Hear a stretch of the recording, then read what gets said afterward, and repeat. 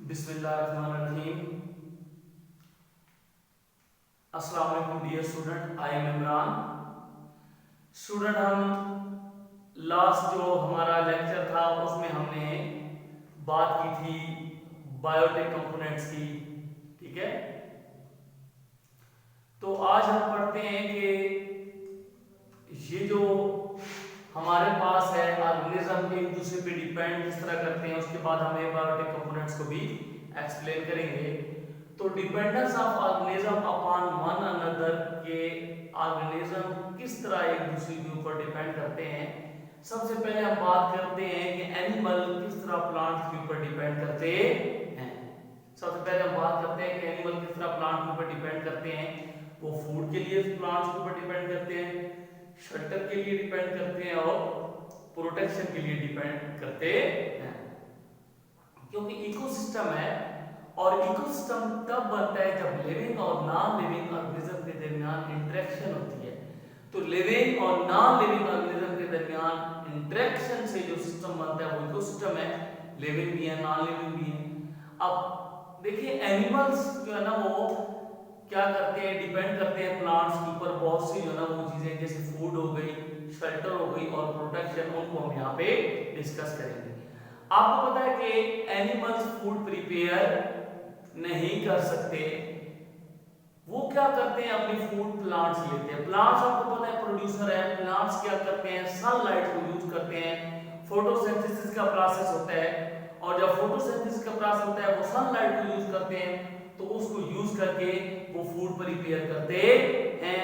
वो प्रोड्यूसर कहलाते हैं। लेकिन एनिमल्स अपनी फूड प्रिपेयर नहीं कर सकते। वो डायरेक्टली या इनडायरेक्टली ग्रीन प्लांट्स के ऊपर डिपेंड करते हैं फॉर फूड, खुराक के लिए। ठीक है, तो एनिमल्स क्या करते हैं, डायरेक्टली या इनडायरेक्टली डिपेंड करते हैं प्लांट्स के ऊपर फूड के लिए, खुराक के लिए। वो किसके ऊपर डिपेंड करते हैं, एनिमल्स के ऊपर, सॉरी वो प्लांट्स के ऊपर डिपेंड करते हैं। क्योंकि प्लांट अपनी फूड खुद प्रिपेयर कर सकते हैं और एनिमल्स फूड प्रिपेयर नहीं कर सकते। क्योंकि फूड जो ना चाहिए, एनर्जी आती है, एनर्जी से डिफरेंट जो है ना वर्क उन्होंने सरंजाम देने, मुख्तलिफ एक्टिविटीज करनी है।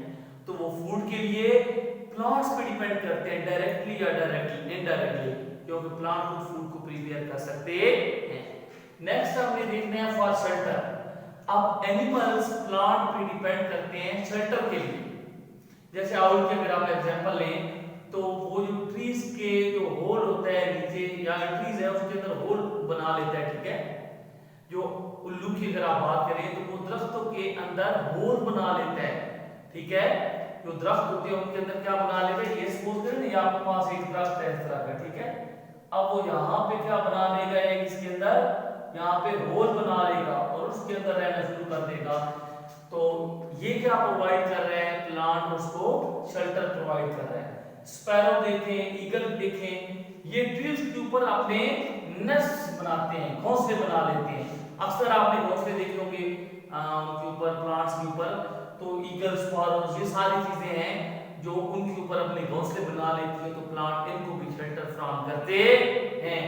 उसके बाद आप प्लांट्स देखें, ग्रास ऊपर देखें, ये भी कहां पे पाए जाते हैं, ट्रीज के ऊपर। इसका मतलब है कि ये प्लांट इनको भी क्या प्रोवाइड कर रहे हैं, शेल्टर। तो दूसरे किसके लिए वो डिपेंड करते हैं, शेल्टर के लिए। तो एनिमल्स प्लांट्स पे डिपेंड करते हैं शेल्टर के लिए, प्लांट उनको शेल्टर प्रोवाइड करते हैं। जैसे मैंने उल्लू की बात की, वो दरख्तों के अंदर बड़े बड़े होल, सुराख बना देते हैं और उनके अंदर रहना शुरू कर देता है।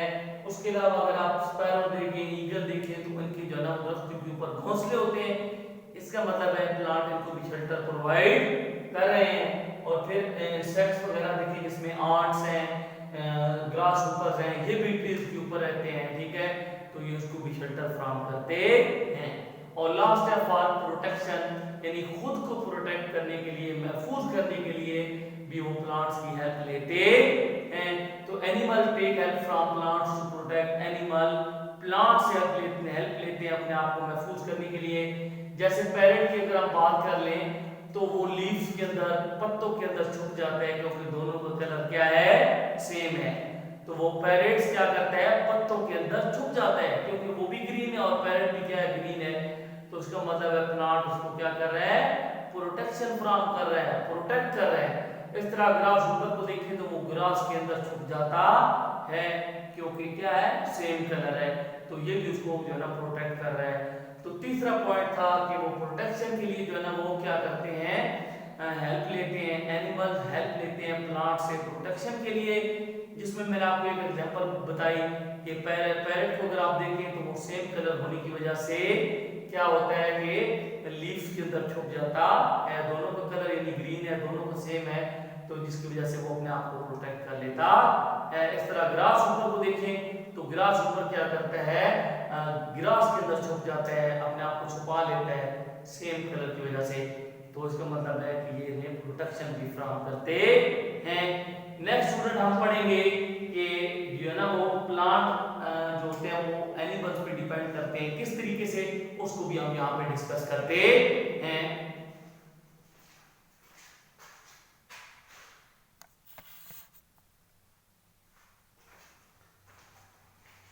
स्टूडेंट हम सेकंड डिस्कस करते हैं कि प्लांट्स डिपेंड करते हैं एनिमल्स पे, किस तरह डिपेंड करते हैं। जिस तरह हमने पढ़ा कि एनिमल्स प्लांट्स के ऊपर डिपेंड करते हैं फूड के लिए, शेल्टर के लिए और प्रोटेक्शन के लिए, इसी तरह प्लांट भी एनिमल्स पे डिपेंड करते हैं। किस तरह करते हैं, for carbon dioxide gas, carbon dioxide के लिए।